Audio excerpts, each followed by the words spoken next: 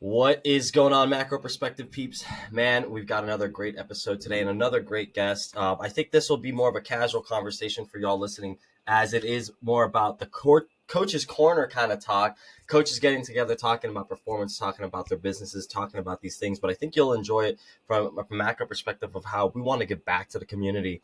And today, before we start, I'd love for you guys to like, comment if you learned something, subscribe if you found it useful, and if anything, share, because you're always supporting us, supporting our guests, and obviously one day maybe supporting a small business or a program that can help. But today, team, I'm super excited to introduce someone that's actually very special in my place. We met about 5-6 years ago. Strength and conditioning at Cal State Northridge, D1 athletes. We work with water polo, girls soccer, everything. And I remember this man right here, Eric Gonzalez, gave me everything I needed in terms of the resources, the education, and even helped me get certain positions at certain jobs that I needed. So I got to owe this man a little bit here, and I owe him a lot, actually. But his story is profound, and he has such a depth of background, not only in strength and conditioning performance, but in military and just giving back to the community. So Eric, I'm just so happy and honored to be able to introduce you to the show, to the guests here. Would you mind just introducing yourself, what you've been up to, and just kind of what you've been excited about, man? Uh, so still been a coach for quite some time. Did the whole build my business, didn't want to do a business anymore. Had somebody buy me out when owning a CrossFit gym, right? The CrossFit Wave at the time. If you guys recall, Barbell Shrugged when it first started, it was the first strength and conditioning podcast back in 2012. Hmm. So I got really into that. Tried to open up my own strength and conditioning facility with a couple of friends of mine that we've been training for such a long time in Encino, California. And then we decided to sell it right before pre-pandemic. And then I realized after a lot of mentorship as a coach and then being a business owner, I just wanted to just be a coach and nothing else. So is there a way can I make money just off of just training people and nothing else? So after literally going through what would be what we call the conventional way of starting as a coach, realizing working for different types of brands and businesses and people, and then like, okay, I don't want to be run like that. I'd rather run my own business. And then realizing after a lot of mentorship and a lot of introspection, I don't want to do that anymore. So why don't I just go back to my grassroots? So now here currently I work at corporate wellness at Google with the coaching company Human Performance Exos. So all about the X's and O's. So I am glad to work with a company that actually cares about coaches, nonprofit organizations, a lot of inclusivity, and then what we can do to kind of level up people when it comes to, well, for those of you who don't know what Exos is, Exos was a company started by Mark Verstegen back in 1989, and the pretty much the mission of the thing was to create a safe haven for athletes. So, and that's where I've been currently at with the last 5 years. And then I've been with the Army for about now 15 years. So I was all infantry the whole time, combat arms. And then once I started getting married and started being a little bit more serious about life, now I do human resources, but I do it with the federal government in Camp Slow, where we train the future officers and warrant officers of California National Guard and 6 to 8 other states. So we have our own mini version of the NFL Combine, where we send officers and we compete directly with West Point, with the federal government out in Alabama and Georgia. So we try to make sure our schoolhouse is the hardest to get into. We look for quality, not quantity, and then we mentor as best as we can, so that way they prepare for whatever future they're going to bring into the California Army National Guard because they represent, the Army. And then just to quote, even though I am part of these organizations, everything I talk about and what I do does not represent them in any case or form. It's just my own personal opinions about things that I talk about, just to be sure. Make sure we put that little statement there. Yeah, because you never know, man. I learn everything's being recorded nowadays. Literally. Yeah, I think too, like being a voice of like being a good representative of all the things that you quote endorse, right? Like it's such a weird time that we're in, right? Like because it's not like you're ever gonna badmouth anything that's going on. It's like, hey, like given my anecdotal experience, I think that these things are done well and these things could be better. And it's yeah, you do a lot, man. And like right before we started recording, you mentioned you're about to head on a plane over to Hawaii and help with the um, you know the human bodies that actually need to be there to help with everything that's going on with the, I guess, reconstruction of entire towns and cities. Like, I don't know what Yeah. the extent of the damage is, or I don't think we know the whole story in terms of casualties and lives lost. And yeah, I mean, I wish I was in a position to potentially do that as well, but with two little ones at home, and I kind of wish I would have waited a little bit for some of the things in my life. I got started with kids at 24, so feel like I maybe missed out on my humanitarian efforts, but it'll never be too late. I got to keep my body healthy enough. No, Like you're no, yeah, like you're doing with all your Google employees, right? Like, yeah. which is super interesting. So, how long have you been doing that sect specifically, like Google, as part of the Exos team? Now I would hit 5 years in December. So I remember when I originally started as an intern with my friend Seamus, when I interviewed for the internship, all I said is when the coach asked me, Walter Grandes, what is it you want to do in 5, 10, 20 years? A little shameless plug into our, doing big things with the Major League Baseball and soccer and strength and Mm-hmm. conditioning and sports science. Yeah. I just want to do Exos because I didn't realize at the time I was an Exos product when I got injured the first time in the military when I was in active duty. So when I got hurt pretty bad on my knee and my foot from doing a 12-mile ruck march and carrying like a heavy amount of weight.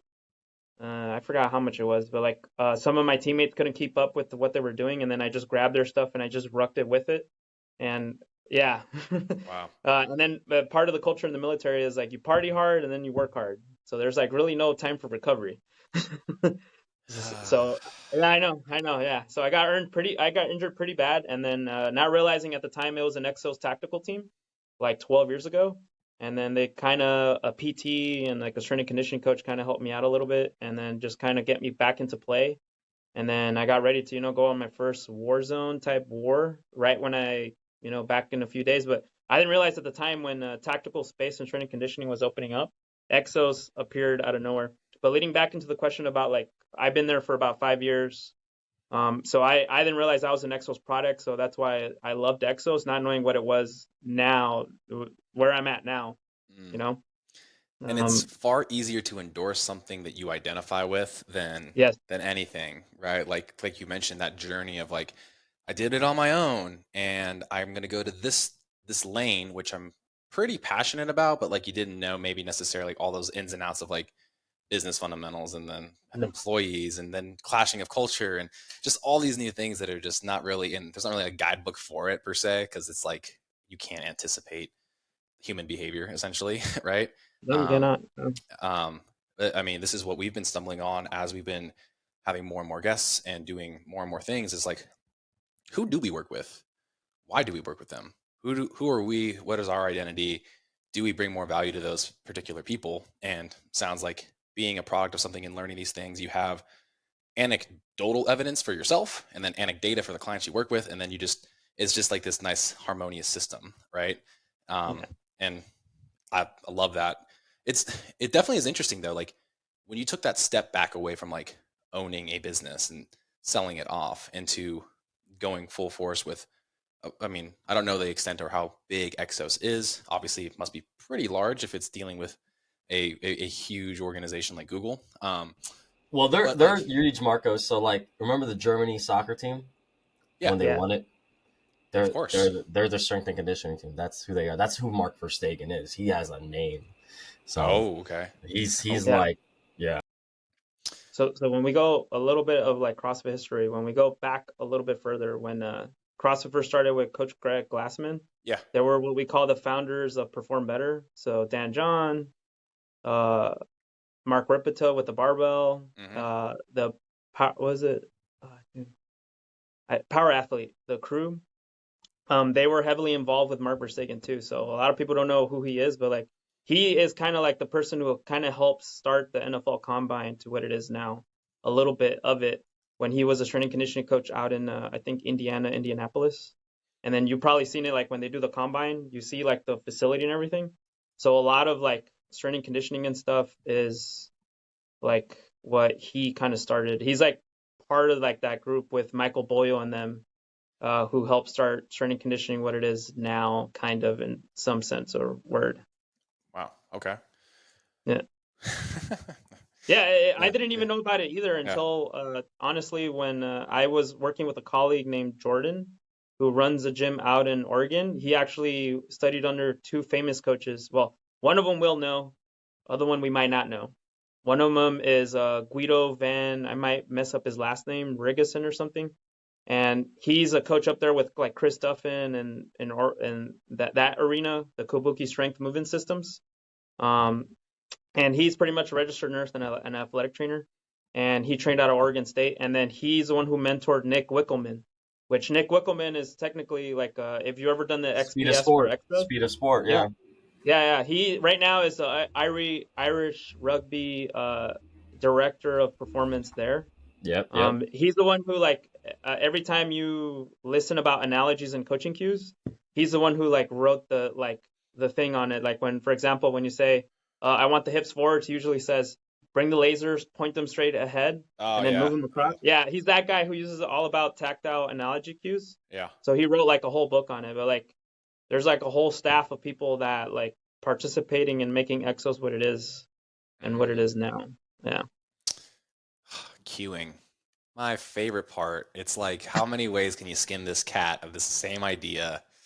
The Yeah. laser Oh no. pointer Yeah. one is a good one. I feel like, Yeah. as that was adapted into a lot of like the CrossFit like coaching, not necessarily the literature per se, because obviously it's like, how is the coach that's leading the seminar then, likes to articulate it? Like you always get a mixed bag. You get so many different like personality types and people that coach so differently. And hell, I mean, I swear the most sore that I've been in a long time has been going through my L1 online recertification and holding positions and then like waiting for them to cue me because there's like a group of 10 and I'm over here with my camera and she's like, I need you to do this and like focus on this. And like, obviously she's only getting, you know, I mean, basically like a 2D version of me, right? Like it's not like it's hard to kind of Yeah. interpret like the three-dimensional space, but like the cueing was great. And she said a few things. It was like, oh my God, like I haven't felt it there in a while. And yeah, like the science of coaching is something that I'm not gonna lie, like nowadays it interests me, but back in the day, I'm like, oh, coach, the word itself just sounds so bleh. Like I don't want to Yeah. be I don't want people to identify me as a coach. Now I'm like, it's not so bad. It's actually pretty cool, Like I don't know. Yeah. That was the young me. That was, quote I athlete. always I always like Coach Marcos. I never like okay, nothing against personal trainers. Like I was a personal trainer, could still be Yeah. one. But personal trainer always Same. to me felt so like so oh, he's just a personal trainer. It comes with a certain like attitude or it comes with like a certain ambience. But like a coach though, like that person can change your life. Not that a personal trainer can't, but I just felt like elevated language was like performance health coach, right? Yeah. The semantics, man. I mean, how whatever fancy adjectives we need to put in front of the word to like help it shine a little bit Or more. the letters behind our names, right? Oh no, yeah, no, dude. I stopped writing letters after my name after my second master's. I was like, I'm just gonna just say Eric, Yeah. Coach Eric. Keep it Coach simple. Coach Eric. I know. The pretentious person in me is like, I'm gonna list these out in the beginning for people. They're like, oh my God, you have all these things. It's like what is you don't even know what they mean. You're like kind of like wowed by it. But to I I feel the same way. Like most people, like if I put BS there, they're like, is this BS in nutrition or is this BS in like sports psychology or like it means nothing, right? Like they don't really know. And then they get to know me further. I was like, yeah, my BS is in like pure mathematics. And they're like, wait, what? It's like, yeah, not biomechanics, like literally math, like very bizarre concepts, but they apply to a lot of things that you do, and I do. principles and movement. And then when somebody else that's more educated, maybe as like a PT, explains things and talks about movement or in a way that might be like elevated language, I was like, oh, that actually makes sense. It kind of cross pollinates in a weird way.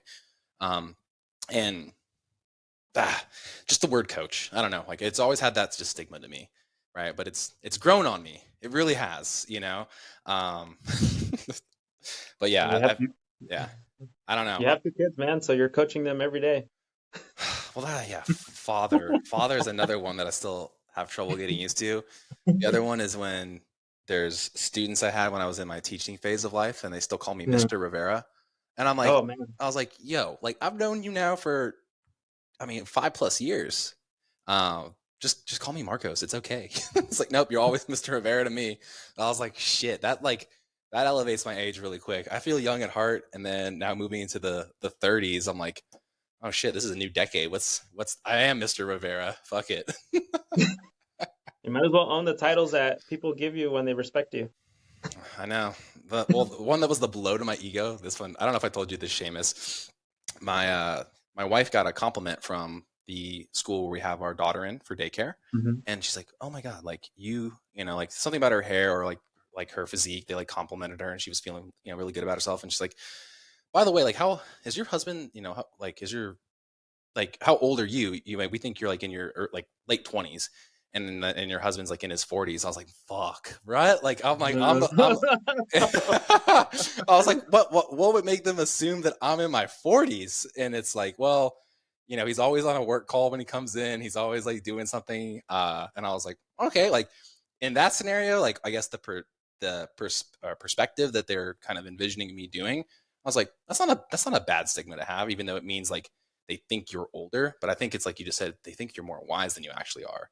That the wisdom is kind of there. So I was like, at first I was like, it was a backhanded compliment, but then I was like, no, I'll own it. I don't mind people thinking that I'm older than I am nowadays. No longer the youngest person in the room. That's Seamus. Oh, is it? Yeah. It helps a little bit, right? Like I think it helps with like when you're in those big meetings, those business deals that we got to do. It's like, all right, Marcos is here. He's gonna set the tone, set the precedence, right? So it just comes with the stigma, comes with that. Yeah, but so Eric, with the methodologies that you guys utilize, like the thing that you said that you were an Exos athlete or whatever moniker you guys use for that, like what did you that realization point happen with what, like as you were something in like the rehab or prehab kind of approaches, or like what made you realize that? Yeah, it was during the prehab rehab. I think it's just mostly like how, again, stigma of the word coach. Yeah. That they're the ones who helped me along. Like it's like with coaching. It's like the difference between a trainer and a coach is pretty significant when it comes to the connection and relationship you build with the person and how you spend time with them, and then using that information to kind of help them build out their plans so they could get stronger and better, and then teach them enough that you don't need them anymore. So that's a good distinction. yeah, that right there is like what really helped me. And then originally when I got into school, I just want to be a doctor originally. Same. Yeah, and then when you're going through the courses and stuff, and you're like, well, I can do this, but am I really doing this for me or not? But really, when it comes down to is at the time in the tactical space, everyone was competing for the contracts. Because I mean, DoD, to be fair, as much as it's the U.S. is the only country in the world. I might be wrong on this, but I'll Google it later. That spends a lot of money on its defense. So yeah, so like Exos was one of like the first companies, and like so was CrossFit, Power Athlete, those coaches that have been around like with a lot of like DoD contracts that like they introduced everything and they just want to see what would stick for taking care of a soldier. So Exos kind of help open up the tactical space and build up their certification and all that stuff, where like they built a system and how to take care of a tactical athlete and what type of training they should go through. Well, if you're one of those forefathers that built something, you might as well, bank on,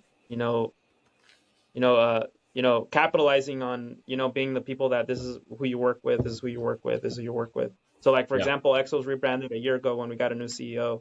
Her name is Sarah Robb O'Hagan, and she used to be the CEO for Equinox. Yep. Yeah. Dude, it's funny you bring that up because of the tactical, because I did consult for the military. Not ours, so I was like, what? But I did consult because I had like a consulting thing with somebody, and I know I actually asked you because it was like 2-3 years ago. I had to ask you. I was like, dude, I remember his name. Yeah, he's back in the States, but it was like we have to figure out the liability of these issues, right? Because you were saying like, well, why would military really care about its performance, strength and conditioning, but not for its active, it's inactive, right? Because that's what you said. You're like, well, I'm in the reserves, and I don't know what the number was, but I remember something along the lines of it, like, just because a certain military battalion could not take over a hill, that was because the guys were out of shape because they couldn't farmers carry the ammo boxes or the engineering boxes up a hill. that was the maker of the fact that they lost that battle, and then so forth lost the war. What is like the liability for reserves? Because I know this was something I had to ask you. I was like, what is the liability for reserves if guys are not in shape in the reserves year in, day out, year out? Because they don't take as much testing as a guy that would be active, right? This is something. No, they do not. It's not a full-time job. It's not a full-time gig. So now that I'm a human resources specialist, well, now I got promoted. So not that it matters. It's just now I know the ins and outs of paperwork and what it really does. But like really, when it comes to the policy, one of them is they usually will kick you out if you can't just get fit enough. So a failure to adapt or a failure to assimilate to, fitness standards would be the first one. But like politically speaking, like it takes forever to kick somebody out of the National Guard just because it's a lot of paperwork and it's a lot of like keeping track of not improving and not doing things. That would be one. And then the other where they usually got a certain amount of time frame to hit. So like let's say they fail their first test, they got about 6 months to a year to pass the test again and then show some improvement of some kind. And then just keep showing improvement and they can still stay in. If they do not, then they get kicked out and then it's like more ramification. And then plus it's like it would be kind of a dishonorable, not a dishonorable discharge, but like a more than honorable discharge. So it kind of affects if they want to get like education benefits or like other stuff getting out of the military. So the one thing I usually tell people you don't want to go out of is because of something you could have changed. Yeah, something so Wise. easily. Yeah, and to be fair, even me being a National Guard soldier, the amount of times I climbed up that hill and I'm like, oh, you know what? I'll start working out once I'm done and everything, and then keep falling into that same trap of like, oh, I'll do better next time. I'll start working out officially now, and I didn't do it for some time. So even as a soldier, I fell into that trap. Yeah. It's, yeah, so it's not until I met other individuals. It's like in any sphere of life that you own, is the better the individual, the higher standards that they have, the more that you'll have, especially if again introspection comes into play. Yeah. You'll change. So if the culture of the unit is like not about physical fitness, not about this, they're about just getting ready for war and readiness. Because readiness can mean different things, which is a new buzzword in the tactical space for a lot of people, Mm. or human performance. Yeah. Yeah. But yeah, that's it's so that's fun. that's why the TSAC is such a big thing now, right? Like I'll go to the NSAA conference and it's like tactical this, tactical that, and it's like, dang, is the military that out of shape? Like in the reserves? I mean, I'm not talking about like active, but like, No, it actually is surprisingly. It not too long ago, I think 2 years ago, a report was released out where also a general. So I've been a big follower of Mops and Moes. So another shameless plug-in of these two guys that have been trying to change the culture of the military and how they get fitness readiness for military in general. yeah, And a lot of it is just a political uphill battle. So people who hold a lot of power uh, don't want to change the way they do certain things, and or they follow a certain methodology that they love. Again, nothing against CrossFit and nothing against strength and conditioning. Or like I've worked for some generals that like one of them would literally have a CrossFit coach with them at all times, and because they love it so much, they will make the whole unit do CrossFit. I think well, therein lies a stigma around methodologies. I don't Hmm. like X thing because I can't get better with it. It's like the fundamental principles of CrossFit is like infinitely scalable, high Yeah, it intensity is. functional movements, right? So it's like, hey, like you can't do this like right now, or you don't want to, like do this instead. You know what I mean? Like it, ah, it's funny because okay, like obviously your livelihood depends on you being in shape, or you're literally just being told what to do when you get into like when you're an enlisted person, correct? Right? Like maybe Yeah, it's a little bit different for standards for officers, correct? yeah. Okay, Well, so their standards are usually a lot higher. It just depends what the job is. Mostly, combat power will always be the highest fittest, mhm, just because well they're frontline, yeah, so they have to be fit enough. And then everyone else is kind of like either mediocre or just good enough. we got to raise the bar, man. I mean, this is so. There was a quote yesterday in this case study that Seamus and I were doing for our other class, and I wrote it down and I used it inside of the Choose Your Own Adventure module, and it actually I love that. really relates to what you're saying here. Is the more someone will exert willpower, the better they'll do on subsequent tasks that require willpower. Literally, working hard makes you want to go do more hard work. Yeah, exactly. Right? Like that's basically what that means, right? Like it takes a level of willpower to like will yourself to go do something that's difficult that you know will better you. But it's hard in the moment. But like all the other tasks then seem so rudimentary and easy, right? And then like it just you're stacking wins and stacking block. Like you're just on the way up. Like fitness is a weird one though. And like you just said, these people in the reserve, what do they have to show up like every month for a check-in or something like that, right? Or Yeah, pretty much. Just like either it depends on the unit, but like the higher, the more demanding performing the unit, the more training they will be doing. Yeah. So like usually on average, it's like 1 week in a month, 2 weeks out of the year. That's usually the minimum like requirement, which is it's not a lot. And then it will depend too. It could be anywhere from like 3 to 4 days a weekend, or like just a Yeah. weekend, Yeah. Okay. and then just the 2 years active duty. Yeah, and so I mean, I think of my buddy Paul, and Paul is a PT, so he practices. You know, he's in the trenches dealing with people, getting his hands dirty.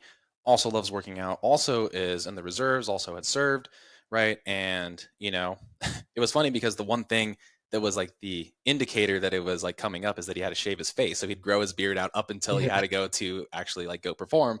So I was like, oh, you're leaving soon, you know, and um, but again too is like he was just striving for personal excellence and you know getting better and applying principles and ideas and thoughts probably similar to what you're doing, things that help his body feel healthy, that can translate over to his you know clinical care, right?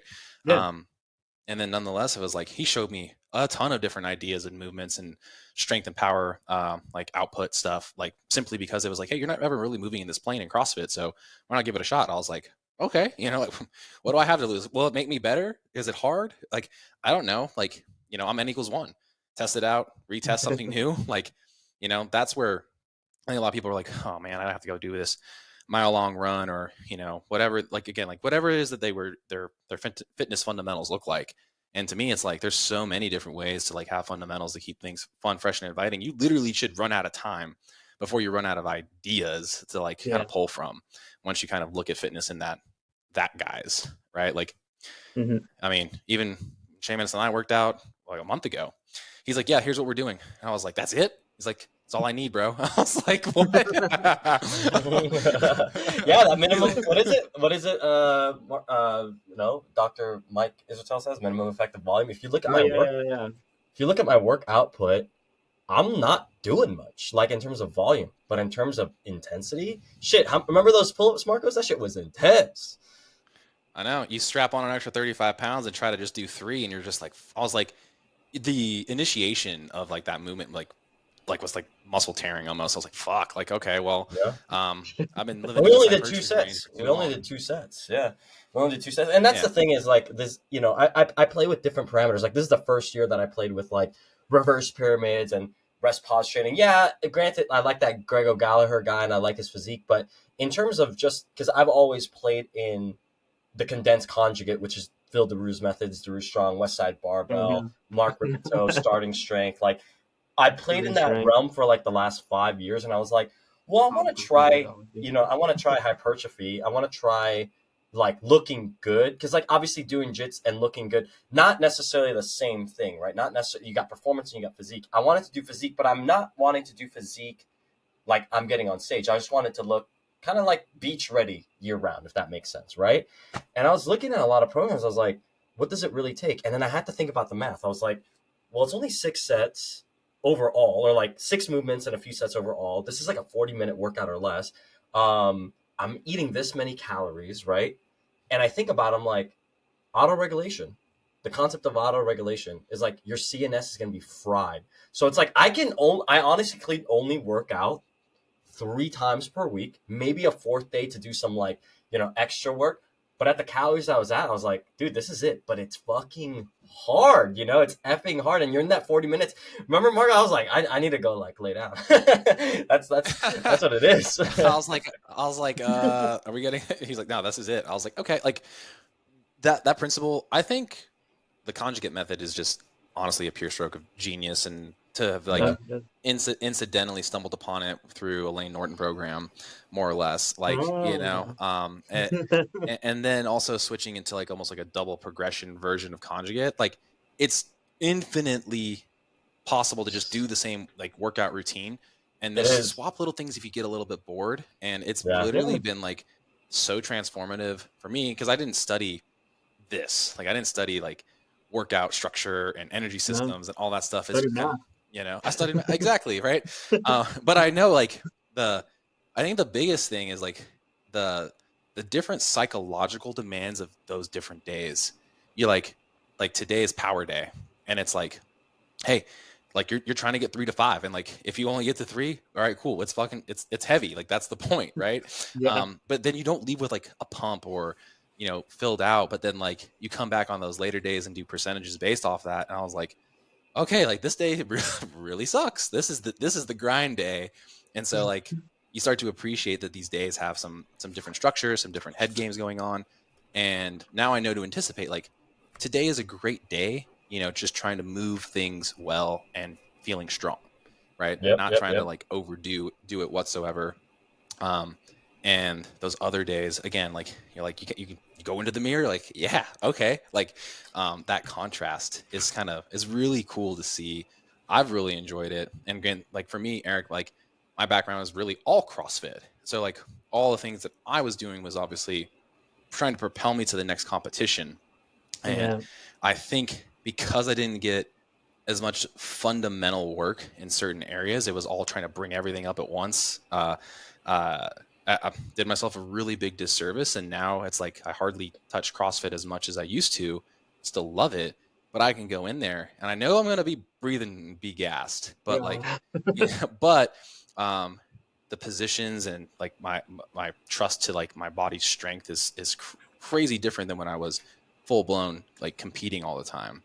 I'm like, damn it, like did I miss out on maybe the right structure for me to do better when I was competing? I don't know, you know. I'm being honest with you. I'm the same way, Marcos. Like, because you know, when I wrestled, it's like you had to just compete to win the match, and it didn't matter how you won. You fucking tear your body apart. I mean, I did that. You know, jiu-jitsu, same thing. You tear your body. And you miss a lot of what you just said there. Structural things that keep your body. Like being. I'll just say this right now for anyone listening. Like being a high performer at a sport is the unhealthiest thing. It's the unhealthiest thing because you're taking your body to the most extreme. You know, we look at athletes, we look at fitness people as like, oh, they're the supreme people of like fitness and like they look great. It's not actually a great demonstration of what balanced holistic health looks like, right? You're missing a lot of fundamentals. I missed a lot of strength. I missed a lot of mobility. That's why I got hurt. Or maybe I was too mobile in certain areas, and that's why I got hurt. And it's like, now, you know, going into my 30s, I'm 29 now, I'm going to my 30s, and like, dude, my strength is better. My joints feel great. I don't feel like every time I work out that like my left knee is going to give out just walking like a normal human being, you know? And it took a long time to bring up those dimmers. Like, it was like slow. It was a slow, steady game to get that tissue adaptation, to get all that. And it's a different mindset because like I get it as an athlete, right, Marcus? You're like, man, I always want to be on top. Always want to be on top. Well, there's other ways to be on top. There's many ways to win. You can win at the mobility. You can win at the nutrition. You can win at the sleep tonight, you know? So I had to learn how to play the infinite game, kind of like what you're talking about. Yeah, now that I'm nearing my 40s, that's something I'm trying to think about because my specialization in general is powerlifting. So I have no mobility whatsoever, but I have a good amount of strength to body weight ratio. And then, like, I competed not too long ago and I hurt my elbow and my knee, lifting 605 pounds and then squatting 545 and then benching 345. And just to get you guys know, Eric, was it? What was your weight class, Eric? It was like 155. 150. So I was 180 and then I dropped to 155 on game day. On weight. What? 6x, 8x, you're fucking shit. Oh my god! So what was your total on that? So you're what? It was like 1459. I mean, I don't know. I don't do math well, so I think it's somewhere in that range. Was that? It's like 70 kilos, right? Like, is Yeah, that 10 about grams? 70 kilos. Yeah, Yeah. yeah. Freaking A, Jesus. dude. That's Jesus. that is like. Did you place? No, I did not place because I mean I could have, but the thing is, then once I was done, my weight started moving up Mm, because my body likes to sit at now 172, 171, ideally. So, but like I was mentioning, I have a lot of unhealthy habits, especially realizing insecurities can be a B. So mhm, hanging out with people who like to drink a lot and all that stuff. So my health activity took a huge decline. mm, And then that's when I started working with like me, I've always told coaches it's nice to have a coach to train you because it just mhm. makes a lot easier, especially if you're trying to perform at a high level. So if you want to handle more, it's always nice to get outside help. How else are you going to be able to pull off anything? So Yeah. now I'm on the right now I'm doing which was introduced to me in CrossFit like probably like about 8 years ago, and I'm doing it now. It's by a coach named Jason Brown. Okay. He's on Instagram. He's known as the king of programming. But it, I Self mean, is it self-proclaimed? I don't know. I don't know. I think it is self-proclaimed, but he is really good at programming conjugate and conditioning simultaneously. Mm, So a lot of his customers are past CrossFit athletes or CrossFit coaches or coaches in general that kind of miss some things in some way. And he was a big kid, Louis. He was also a veteran too. And he also worked closely with Bedros Keuilian and Vince DeMonte. I don't know if you know Yeah. guys know Vince. Yeah, Bedros, he was yeah. at that recent coaching summit. But yeah. yeah, he does a lot of programming of like condensed conjugate and conditioning. So that's kind of what I've been working with lately with one of their coaches. And it's made me a lot healthier in a sense. I'm actually getting 3 days conditioning and 3 days strength. And it's giving me enough time to heal. Yep. Right. Recovery, dude. I think that's like we're so in the weeds with like training that it's like beyond a lot of like people just getting started. It's like it's funny because it's like, again, like we have all these ideas we want to get people to, and we have to distill it down so much just to get them first consistent with like 1 day, 2 day, 3 days a week. 3 days, yeah. And and then you go like, well, when does it get hard? It's like, well, you're consistent, so like, it's already 3x what you were doing at some point. Yeah, Like, you're off the couch. hello, that is hard. And then we're over here being like, all right, how do we scale it back? Like people are like, what does that even look like? Where do you guys even find the time? It's like, well, we prioritize those things because I mean, it's another full-time job. Eating is another full-time job. Yeah. Training is another full-time job. Kids are another full-time job. I got 2 full-time jobs as it is. It's like, and it's just like everything has to be raised to that like understanding in your head, so you can get where you're at. But like, uh, that that like kind of twist to taking the old CrossFit people, because that's honestly is what my wife honestly needs. She's like, I still want to be good at this thing. I love the camaraderie, but like, I don't Yeah, know if I'm. my wife's the same. I don't. She's into CrossFit. I don't know. I want to get like a little bit more muscle definition. What do I do? And Yeah. I'm like, well, um, Yeah. you're so right. Like she needs a coach, right? She's Yeah. going to a gym and she needs a specific one that's telling her, hey, like based on the week, you're doing these workouts, and then here's your supplemental stuff, and here's how you're going to elevate again, like the aesthetic and keep the training good. And also, I think she might be dealing with a little bit of HPA HPA Access dysfunction, right? dysfunction. HPA Yeah, axis yeah. dysfunction. Yeah. We'll call it adrenal fatigue, right? Um, Yeah. and she's like, if I work out, I feel great, but if I have days off, I feel terrible.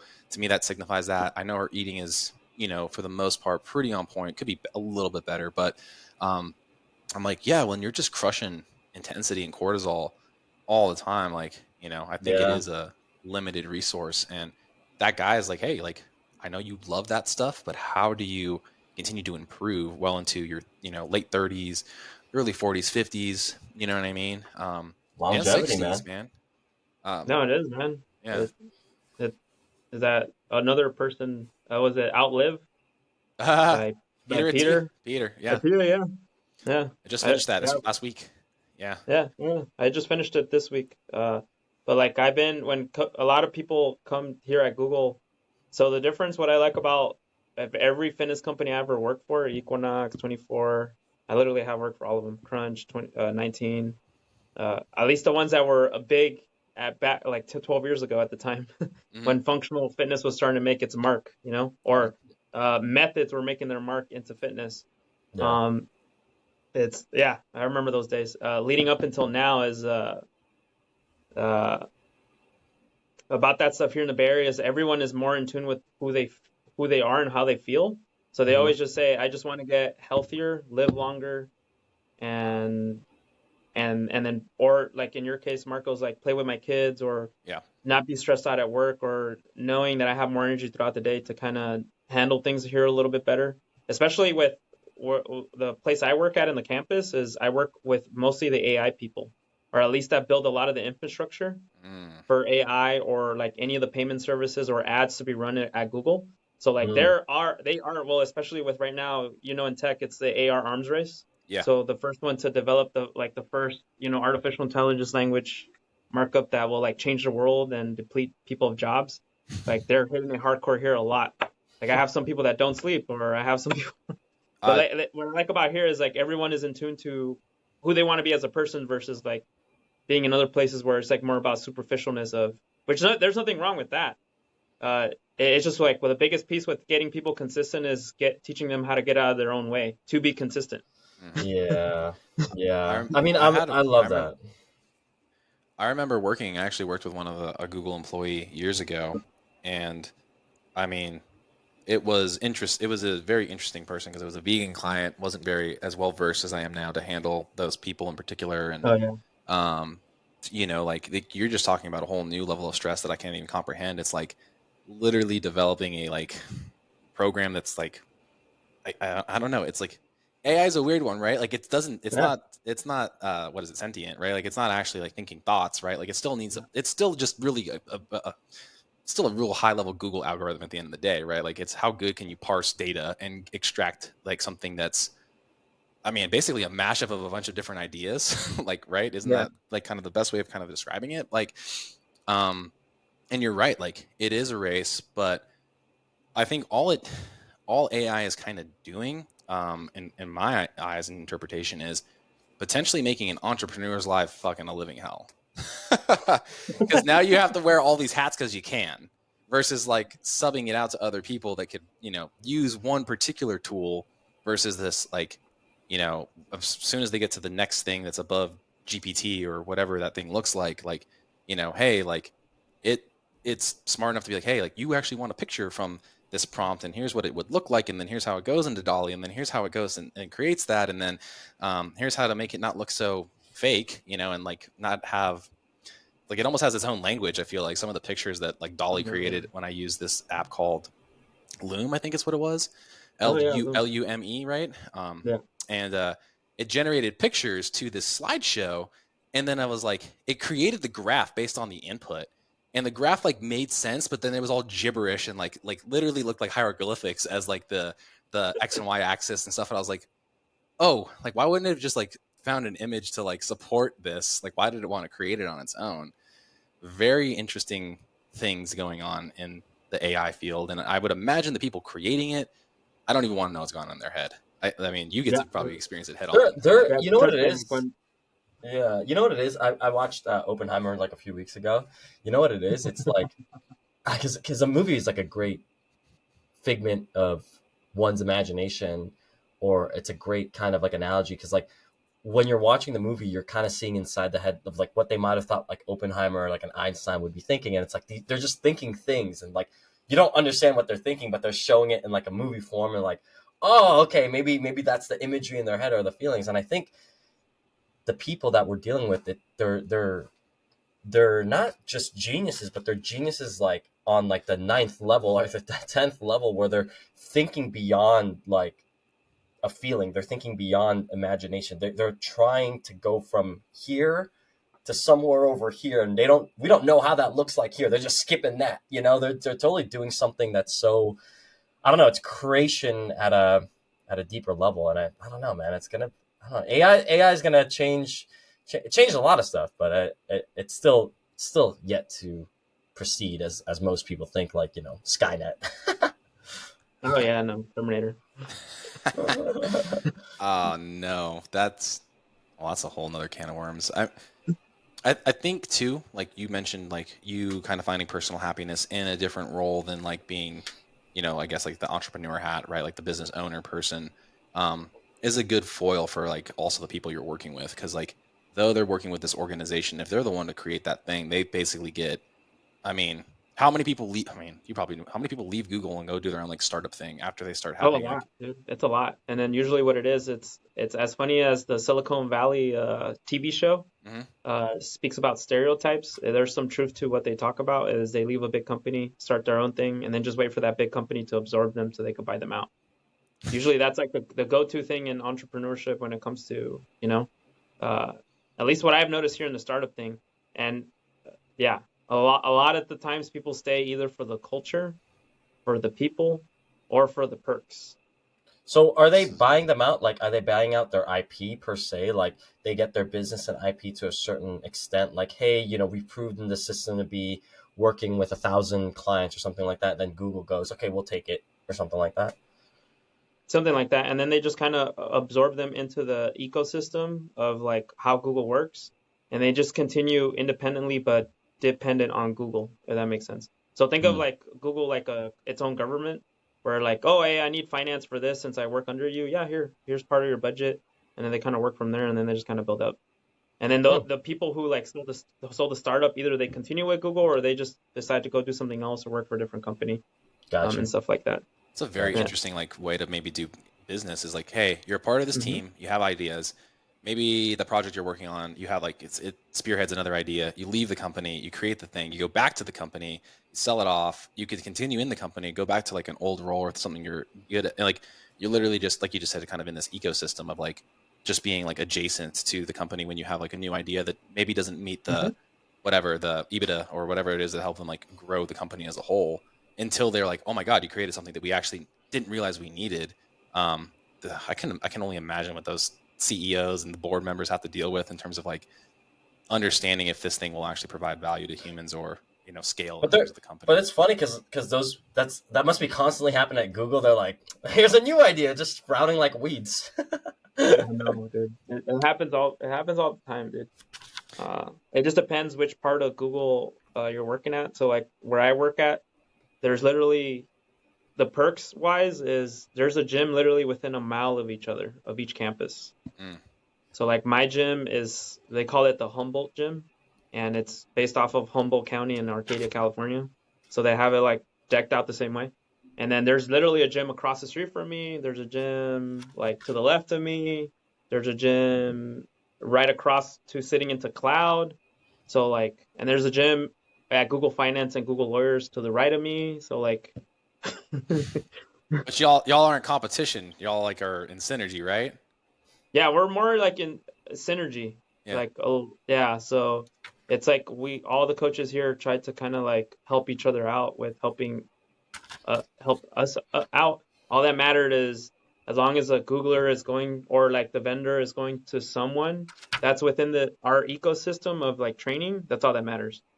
So, It's a Yeah. great problem to have, honestly, because it's oh like no, it is 100%. you Yeah, guys yeah. can stick to your niche and stay pretty. You don't have to offer the next new fad. Like that might be another person's like thing already, and they have that somewhere on the campus and can help facilitate like, hey, you need a change up. Hey, like this is what we're focused on, and then go away for a little while. Go do it over here with X gym, and then you can come back and see if like that thing helped you progress with our system too. Like I mean, piggybacking off of one another, actually using team in the truest sense is like a really cool thing in fitness because like I mean, I would love to go to reformer Pilates like once or twice a week to like focus on little stuff. I'd love to be able to have more time for like the e-stim neuromuscular stuff and BFR and all these other nichey things, but like it's just not as easily accessible as potentially being on a campus where it's like, hey, everything's like Oh no, yeah, no. walking distance. All of that stuff you mentioned is here on campus, literally. I would imagine That's you're The, like, so hey, I cool. the got my days all e-stim, positioned out.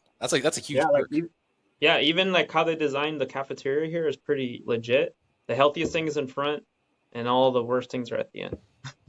Ah, Mm, smart. oh, They, so they and they even have stuff where it's like salad bar with like a bunch of greens and everything. You can make your own salad and decide That's how healthy you want.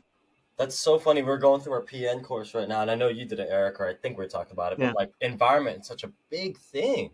Oh no, I it mean, is 100%, man.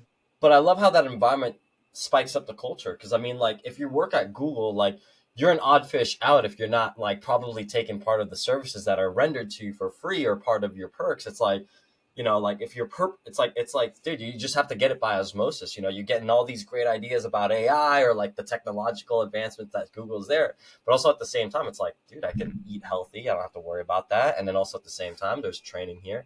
The culture must be. I mean, it just seems like a culture of excellence on all levels. Yeah, and that's really what it is. Speaking, not going down to a rabbit hole, but like what I learned about this was it's called The Teals of Organizations, a book called by Reinventing Organizations by Frederick. I always mess up the name because it's French, Lalaux. But really, what it is, it's a book about how people evolve through like different tier color organizations and how they perform excellence in collaboration. So Google usually falls under what they call like the family layer. So in other words, like you have like certain values of the company, like stakeholders, people that invest money into Google, and then the customer service space, and then the family atmosphere of like giving you everything that you need in the place, so that way there's no excuse as to why you can't work, essentially. Mm, Yeah. mm. I know, right? Yeah. Don't they have like you can like order a massage to come to your desk, like and someone will like, Yeah. Or they have massage rooms. Like they also have like pretty fulfilling. Like for example, one of the coaches here is big on jujitsu, and so my gym just kind of opened up in the corner fitness room finally. Because originally it was a game room, but then we kind of finally got it back like it originally was, group fitness. So the coach is going to be teaching jujitsu out of there, so Googlers can come in and learn jujitsu. And surprisingly, the coach he trains out of I forget the guy's name, but they call it. I think it's called Terra or Terra. Hopefully, I didn't mess up the last name. But it's like a pretty legit jiu-jitsu gym. He's in partnership with Jason Khalifa. yep. Oh yeah, no confidence. Yeah. Yeah. So uh, yeah. So the beautiful thing about here at Google is like if we can provide the services, we have one coach that provides powerlifting. We used to provide. Well, we're trying to bring back CrossFit back into the Google space. I was about to ask, is NC Fit in there? No, they're not. No, they're not. Oh, Because Yeah, I Exos is the contract, right? yeah, because Google officially announced this as a partnership. Okay. So instead of like, uh, usually the real truth about corporate wellness in general is whatever organization is there, usually the contract is there about a year every single time. So if you don't bring data that's tracked of improvement of some kind of metrics, the employees stay, which is the coaches and whoever is there in that infrastructure to support the employers. But like that at that point, it's just like in the military. It's either the cheapest contract or the best contract, and which money you're willing to spend. So for Mm. Exos, they picked Exos as a partner, not as a. So that means we do a lot of research for them too. We have an actual human performance lab here in headquarters at Mountain View. So we work directly with Fitbit. So we do a lot of Ah. studies. Right now, we're doing glucose monitoring. There's a study that Ah. just recently came out, or another one where we're doing official studies on women and strength training. Since there's not, to be honest, let's be fair, there's not really a lot out there. There's not. Osteopenia, osteoporosis, sarcopenia, all those things Yeah, related to all that. age They're doing all degeneration. that research here. Yeah. So Wow. it's kind of cool to kind of test it out. So That's that's super. I mean, to be like in that kind of field and having the analytics and stuff, like in addition to like the health space, would be a dream come true for me, honestly. Like we get to try this experiment. We have all these subjects, and you're for the CGM, are you guys using like NutriSense or one of those other smaller kind of companies, Using or is it just like Dexcom? straight up Dexcom? yeah, it's both. Both. They usually do try to do both because the thing is they want to do a comparative analysis of not who's the best, but like how to individualize. Well, you know how it is. It's like with algorithms and stuff. Mhm. So that how can you make the product more intelligent? That way it speaks to the person right in front of them. So they're trying to do more of like a individualized approach of certain things. Mm. Like I don't know much about the studies, but like we have all those types. Like as a vendor, a temporary contract where they're testing out each component to see which one elicits the best effect. Dang, that's So awesome. And that's really is like performance health, like kind of game changing, so that people are like you got buckets of people 1 day, 2 day, 3 day. Like you literally Yeah. can like track and look at what the people did on a consistency basis versus like a theoretical basis with all the ins and outs of tech that they have there. And I mean, you're like, hey, like based on the research of X amount of employees, I mean, how like, was it 40,000 Google employees? How many are employed Oh, right now? here in the Bay Area, it's like 210,000. 210. Holy. Shit, that's Yeah, a to tell you whole like world. to tell you the worth of just the Google Bay Area alone in money, it's worth all of Equinox put together. Is the best way to describe it. Yeah. Wow. When it comes to fitness input, Wow.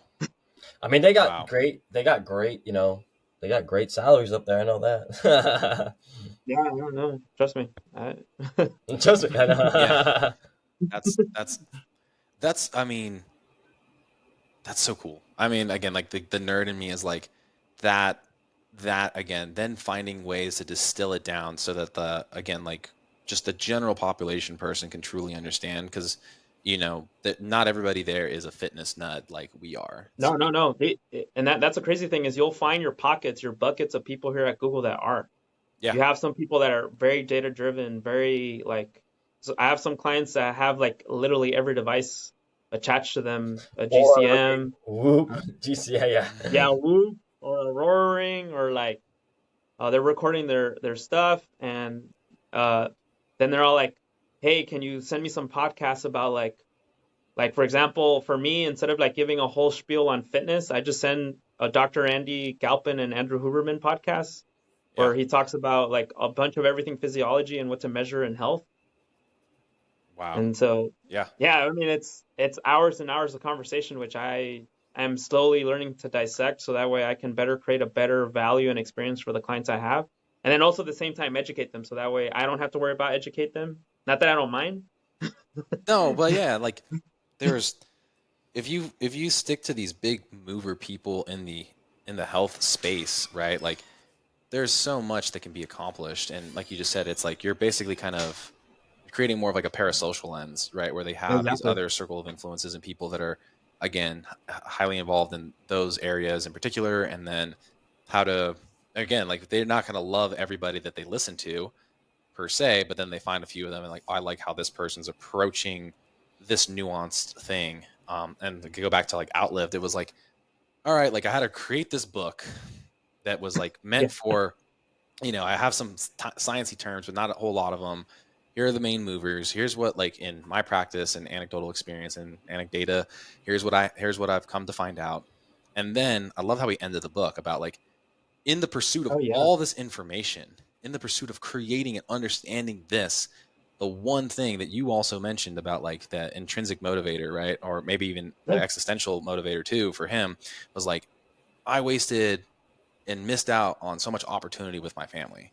So like those people that are so involved in that, they're like, I know that like this was my life's work and I'm so happy that it's done, but I also so wish I would have found a way to have this balance. So that ending the book that way when you kind of put more of like the you know hit himself into the book, into the shoes, into Yeah. being that the avatar actually was like my most the part I appreciated most about how he approached it. And I'm sure people like you didn't go into like the deep science of all these things, and it was like I mean even his nutrition module was like, hey, like caloric restriction, dietary Yeah. restriction, That's and very time simple. Protein. restriction, you That's know, it. and Yeah. protein And then leveraging. protein, most important macronutrient. He's like, He really did it's a just good like you job. gotta Yeah.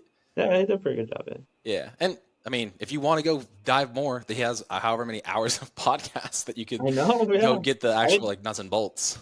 Yeah, I didn't even know he was a thing until two of my clients threw the book at me, and they're all like, "Eric, this is what we want. So read the book, dissect it, and then figure out a way for us to get like that." I was like, "Okay."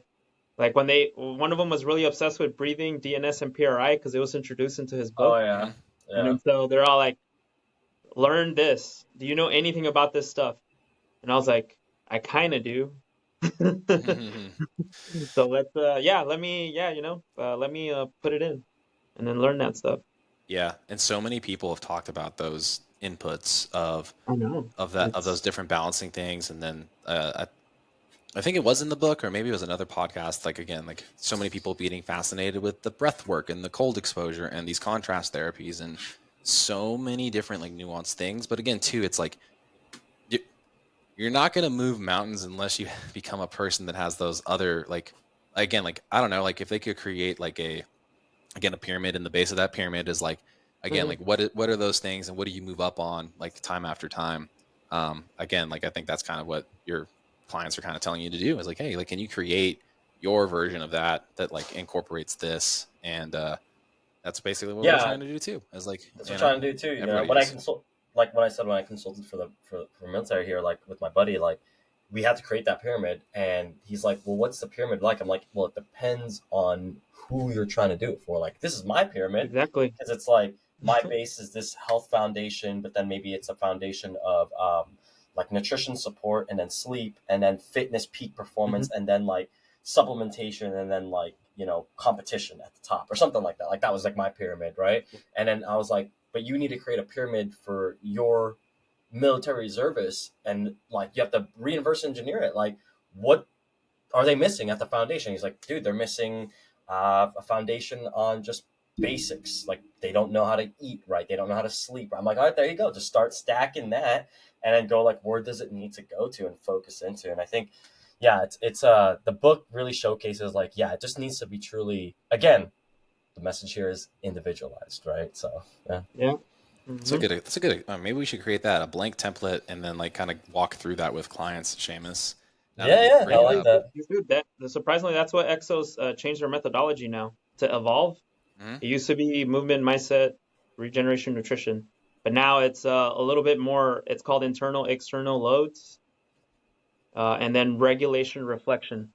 And none of the other stuff can work until that's built off as a good foundation.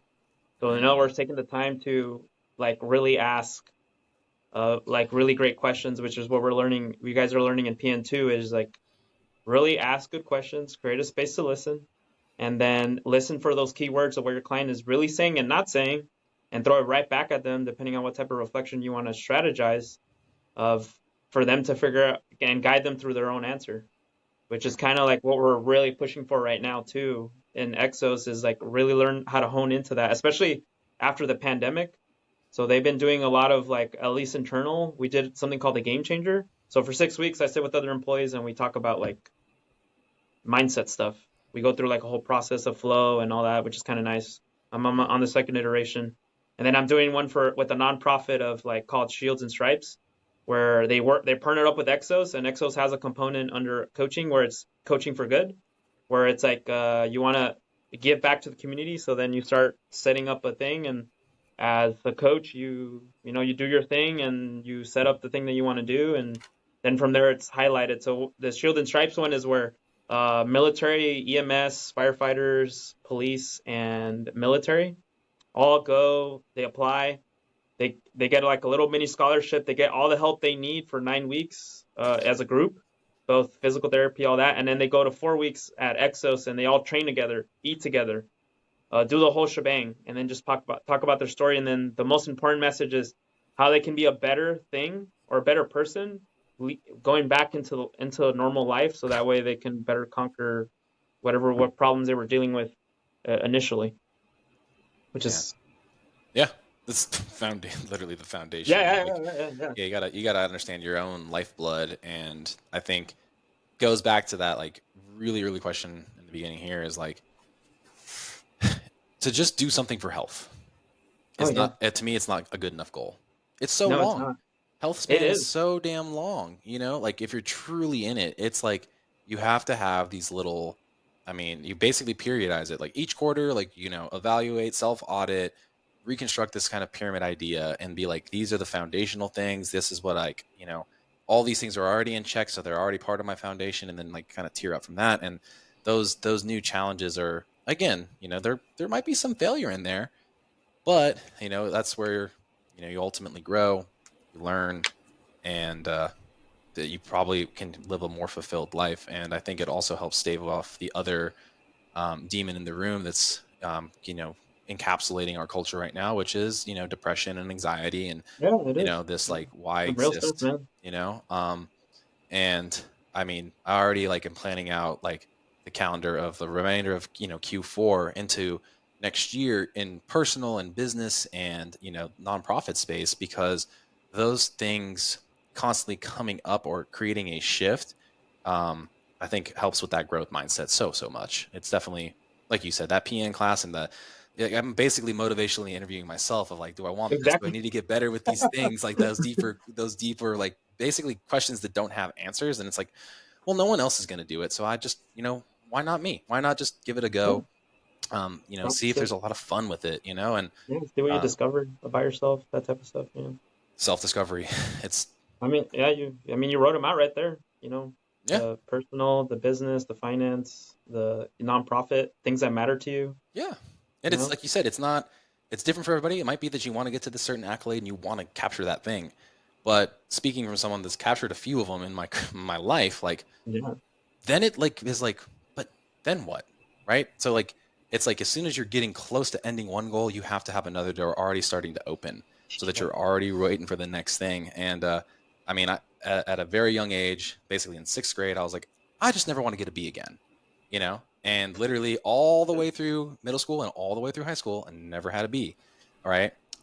And again, like that was a very long-term goal. It's kind of similar to health. Is like each year, Yeah. I don't know what the subject matter is. I don't know what life is going to throw at me, but like that was the goal. And again, certain classes, it wasn't that I was necessarily good at it. I just knew what the teacher was looking for. I was like, I don't really like this thing. I need to just get it done. And then, I thought I was like, well, I could probably continue this through college. And then I got my first A- in a lab class, a one credit Oh. course.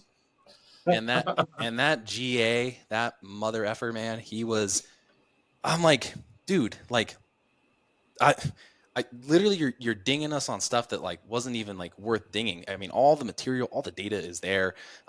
It was like half the time it may have been like a formatting issue, like in on Okay.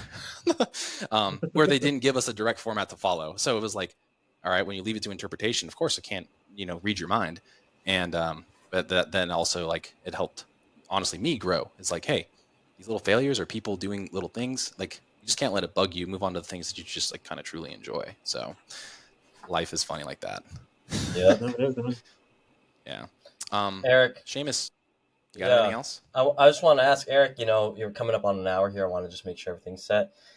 What are you looking forward to just to kind of finish up here in terms of like what's going on with your business lifestyle, career, whatever it is that you'd like to share, and if where people can find you, man. Yeah. First is where my career with Exos is headed next.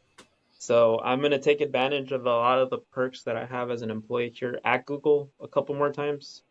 Realizing as I spend more time in my coaching journey, I love training general population. Like there's so much of improvement and growth that goes into training people in that aspect. They're the most undeserving and hardest working, surprisingly. You'd be surprised. That want the most change and do like literally a whole game identity of who they are and what they're willing to become. But now, pretty much now, I'm getting back to now. I really want to build my own thing a little bit, Mm, but more with my wife because my wife she's a life coach, so okay. she works with different organizations. So she's really great at emotional interviewing. So it's teaching me a lot.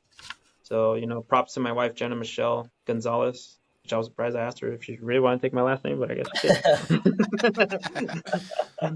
Hey, I feel that. I want to Yeah, supporting something with your significant other and growing together is like again, you struggle together, you fail together, you learn together. yeah, It's I'm kind of going through the same thing. I want my wife to have, ultimate career success and happiness to the degree she needs with her hair business. And, it's just like, hey, like, have you tried these things? Oh, no one does it like that in the hair industry. It's like, yeah, maybe you should be different. Like, Yeah, yeah, like, yeah. yeah. So it's learning from the mistakes I've learned and watching her grow too. My wife is very business savvy. She's a really great, like, charming salesperson. But getting back into is like now the next step in me as being a husband and having a family and kind of doing a Marcos and having some kids. I hey, at love least it. you, honestly, though, like, it's probably cool that you did kind of go through a lot of these things early on from my experience. And again, like, yeah, you might be a little bit older of a father, but like you've kept so much of the health in order to be able to do it that you're going to be like, Exactly. this is easy, Yeah. right? Like, Yeah. I wish I had my mindset now, but I also think if it weren't for my kids, I wouldn't have this mindset. So it's like kind of catch 22, No, right? it is. You know? Anything in life will always be a catch-22 of I wish I could go back, redo. It's always that question when you ask that person, like, is this, would I ever trade my life and then undo everything that I did? No, no, 100%. I'm glad that I wouldn't be at this point right now having this conversation with you. But leading into the Exos conversation, just hitting each domain, family, personal, and then career development with Exos is now heading into the tactical space and working for nonprofits that are military, that Mm-hmm. are all about undoing a system that doesn't really set up military folk, especially too, because the military folk are really good or really great at being victims themselves Mhm. Oof. within Mm. our own culture.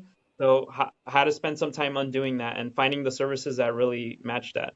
So Yeah. I've been lucky that I work with some nonprofits that have helped me take away my identity of knowing that military isn't everything, coaching isn't everything, and then really getting this time to spend for myself of, being better. Yeah. And what does it really mean to be Eric? No, that's Pretty cool. great question, man. And I love this. No, thank you so much for that, Eric. I mean, every conversation we had, I mean, every time we meet, I know during COVID we met a few times. Every time Oh we yeah, I were remember. having conversations, I remember in our strength and conditioning, internships and stuff like that. I know that like when I was attracted to you and admired your character, I mean, I remember my first question to you was like so stupid that I was like, "Hey, what's the hardest thing you've seen in the military?" And it's like you shouldn't ask a military guy that.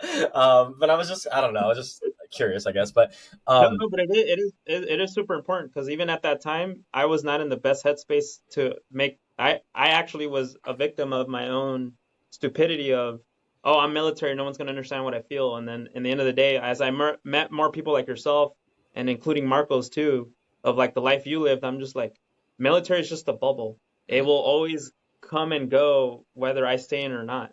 It's still yeah, gonna be a constant flux that's gonna happen.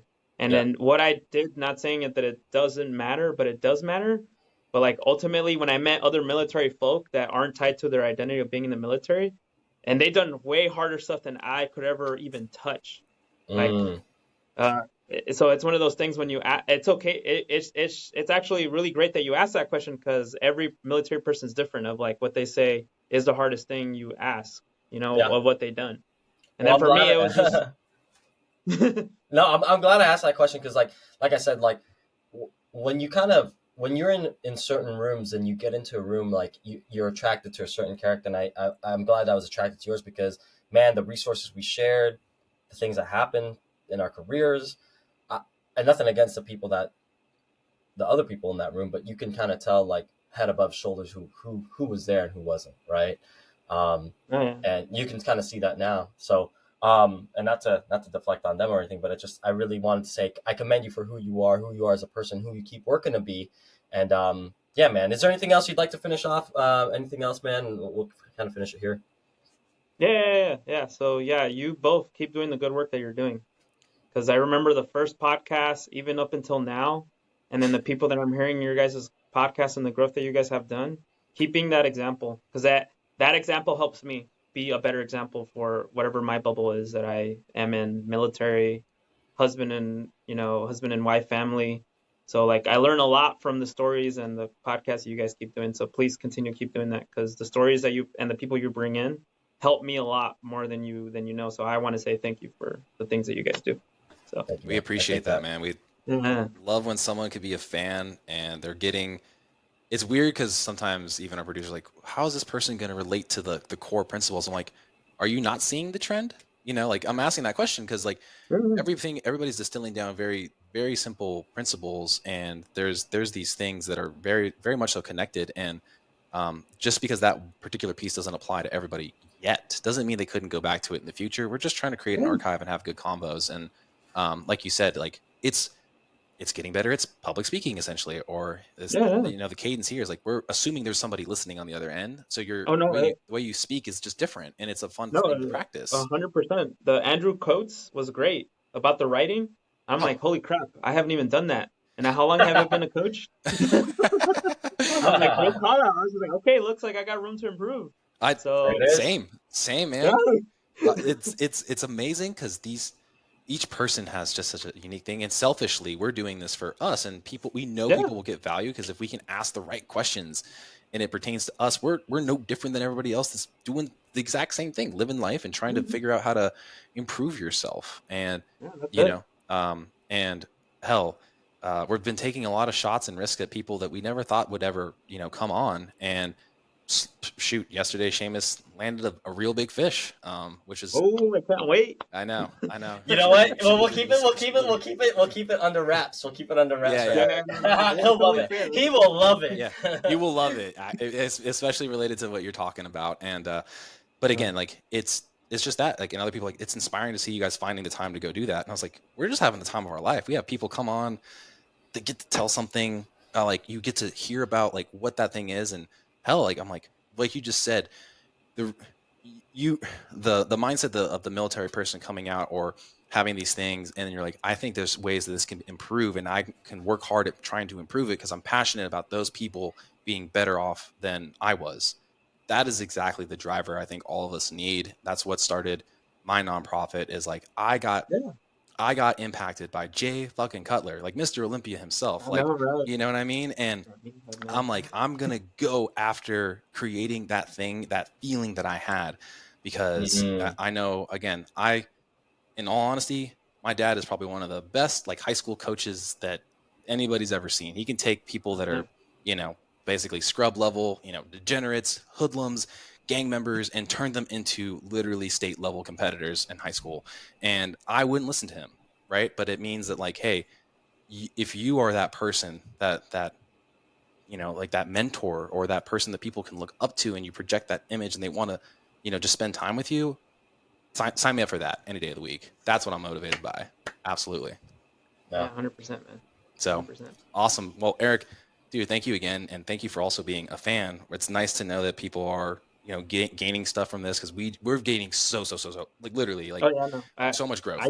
I use your guys' episodes to give my clients of knowledge and education they need at the moment, at the time when they need it. Oh my God. Thank Well, you. we thank you. And we thank everybody that listened to this episode. And hey, again, if you're listening to this and you're getting value and you have a story to share, this channel is completely open to anybody who wants to be on it, right? It's an hour or so of your time. Everybody has unique ways of thinking and things that can bring value. One of our most successful episodes is somebody that just started doing mindset work in our early phases. And, it was crazy to see that episode did so damn well. And it was just, again, it was out of her comfort zone, and people that she was surrounded by, they found impact in her telling her story. So thank you all for listening again. Until next time, Macro Perspective is out.